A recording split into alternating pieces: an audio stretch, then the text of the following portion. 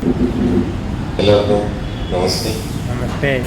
അതുപോലെ നമ്മുടെ മധ്യാഹ്ന പ്രാർത്ഥന ഒപ്പം ഇവിടെ നടന്നു വരുന്ന സ്നേഹപ്രയാണം 786 ദിന സംഗമവുമാണ് ഇപ്പോൾ നടത്തുന്നത്. ദിവദേശത്തോടുകൂടി തന്നെ നമ്മുടെ 12 തന്നെ പ്രാർത്ഥനകൾ ആരംഭിച്ചു. ഈ സ്നേഹപ്രയാണം ഇവിടെ നടന്നു വരുന്ന 1000 ദിവസങ്ങൾ നീണ്ടു നിൽക്കുന്ന ഒരു പ്രോഗ്രാമാണ്. 3 സന്ദേശങ്ങൾ യുവജനങ്ങളിലേക്കും ഒപ്പം വിദ്യാർത്ഥികളിലേക്കും പൊതുസമൂഹത്തിലേക്കും ഒക്കെ പകർന്നു നൽകുക എന്ന ലക്ഷ്യത്തോടു കൂടി ആരംഭിച്ച സ്നേഹപ്രയാണം 1000 ദിനങ്ങളാണ് അത് നടത്താനായി ഉദ്ദേശിക്കുന്നത്. ഇന്ന് അതിൻ്റെ 786 ദിന സംഗമമാണ്.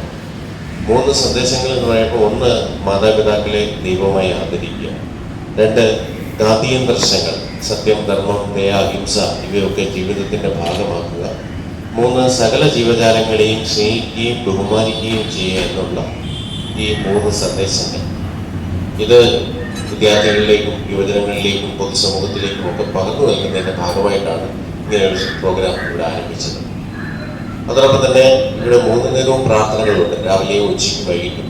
അപ്പോൾ ഈ സമയം മധ്യാഹ്ന പ്രാർത്ഥനയുടെ സമയം കൂടിയാണ്, 12 തൊട്ട് 1 മണി വരെയുള്ള സമയം.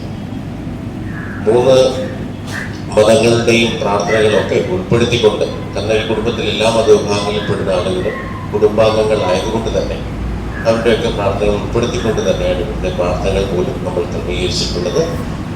അതോടൊപ്പം തന്നെ ഈ സ്ഥാപനത്തെ പറ്റി പറയുമ്പോൾ ഏഷ്യയിലെ ഏറ്റവും വലിയ മതേതര ജീവകാരുടെ കൂട്ടുകുടുംബം.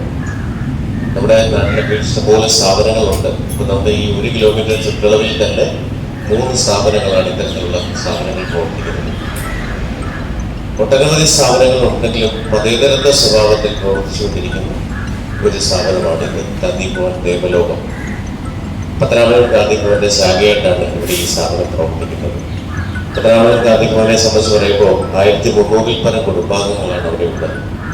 പല കാരണങ്ങൾ കൊണ്ട് ജീവിതത്തിൽ ഒറ്റപ്പെട്ടു പോയിട്ടുള്ള ആളുകളാണ് അവരൊക്കെ തന്നെ. മക്കളാൽ ഉപേക്ഷിക്കപ്പെട്ടോ, അല്ലെങ്കിൽ മക്കൾ മരണപ്പെട്ടത് മൂലമോ, അല്ലെങ്കിൽ ശാരീരിക മാനസിക വൈകല്യങ്ങൾ കൊണ്ടോ, മാതാപിതാക്കൾ മരണപ്പെട്ടത് മൂലം ജീവിതത്തിൽ ഒറ്റപ്പെട്ടു പോയിട്ടുള്ള കുട്ടികൾ, ഏകദേശം 70ഓളം വരുന്ന പെൺകുട്ടികൾ, 18 വയസ്സിൽ താഴെയുള്ള പെൺകുട്ടികൾ അവിടെ താമസക്കാരായിട്ടുണ്ട്. അങ്ങനെ പാർശ്വവൽക്കരിക്കപ്പെട്ട 1300-ൽ പരം കുടുംബാംഗങ്ങളാണ് ഇന്ന് ഗാന്ധിഭവൻ കുടുംബത്തിൽ താമസക്കാരായിട്ടുള്ളത്. ജാതിയോ മതമോ അങ്ങനെ യാതൊരു വേർതിരിവുകളുമില്ല. ഒരു കൂട്ടുകുടുംബ സംവിധാനത്തിലാണ് ഇവരൊക്കെ പാർപ്പിച്ചിട്ടുള്ളത്. അതുകൊണ്ട് തന്നെ ഏഷ്യയിലെ ഏറ്റവും വലിയ ഒരു മതേതര ജീവകാരുണ്യ കൂട്ടുകുടുംബം എന്നുള്ള Asia book of record, India book of record തുടങ്ങിയ അവാർഡുകളൊക്കെ നേടിയിട്ടുണ്ട്.